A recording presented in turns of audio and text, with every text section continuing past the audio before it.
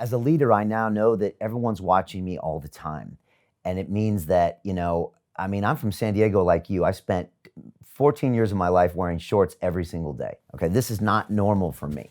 All right, but I get up every day and I put this on because for me, it's showing my team and showing the world that I'm ready, I'm prepared. And the funny thing with that, Jocko, is that by doing that, I actually have my own self-discipline and I feel better about myself that I've become this person that now is being watched by others. And for me, it's been a self-fulfilling prophecy and almost like a feedback loop where I become a better leader, become a better individual, and vice versa.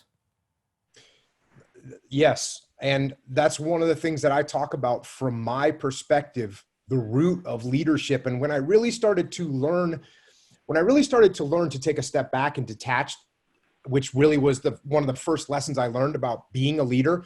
One of the things that made me realize that was, when I was a young enlisted SEAL in a SEAL platoon, I was constantly watching the leadership. I was observing them. If they were late, I noticed it. If they didn't have their gear, I noticed it. And I logged it down in my head. I was each mistake that they made. And I'd think to myself, oh, look at this guy. He thinks he can be in charge of us. He can't even show up on time.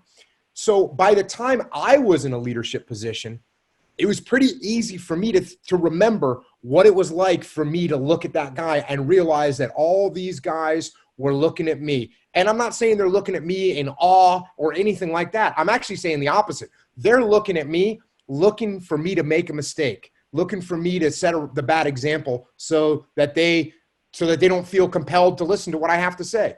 So that absolutely elevates the way you behave actually, I should say this. It should elevate the way you behave when you're in a leadership position. You should be looking at people and at yourself and saying, am I setting the right example? And that should be your goal. Right. Would that leader you look up to have an emotional moment and snap at someone? Would they do all those things, right? They wouldn't. So you have to make sure that everything you do is in a leadership capacity. No doubt. Right. There's nothing more. Well, it's one of the many things, you just talked about snapping at people and losing your temper. I talk about that in leadership strategy and tactics. When you lose your temper as a leader, when you start to panic or you show this overwhelming emotion in one direction or the other, everybody sees that and everybody thinks, hey, if this guy can't control his own emotions, how can I expect him to make good decisions? Because we all know intrinsically that we don't make good decisions when we're super emotional.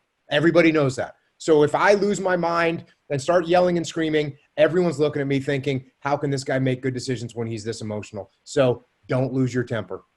Keep control of your emotions. One of these conversations I've had with some of my junior members here recently is I sat them down and I said, you need to start leading. And they've come back and said, but I'm not the head of department. And I said, everyone is watching you from the minute you walk in the door. They're watching your emotion, your attitude, what you're wearing, your posture. And you can lead from the bottom as well as you can lead from the top, because every one of your actions, reactions, emotional outbreaks, or lack thereof is going to give people more confidence in who you are and make you more effective in the team. So I'm always saying everyone's leading every minute of the day. Am I right in saying that, or am I taking it to extreme? No, you're 100% right. You're absolutely in a leadership position, no matter where you are in an organization. Even if you're not in charge of anyone, there's two components. Number one, you're in charge of whatever it is your task is, whatever it is your mission is. You are leading that. You're leading yourself through that. But the other thing you've got to remember is even if you're the bottom person in the chain of command, you have to lead up the chain of command.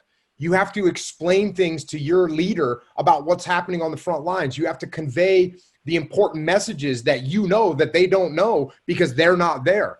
And what does that take? That takes leadership.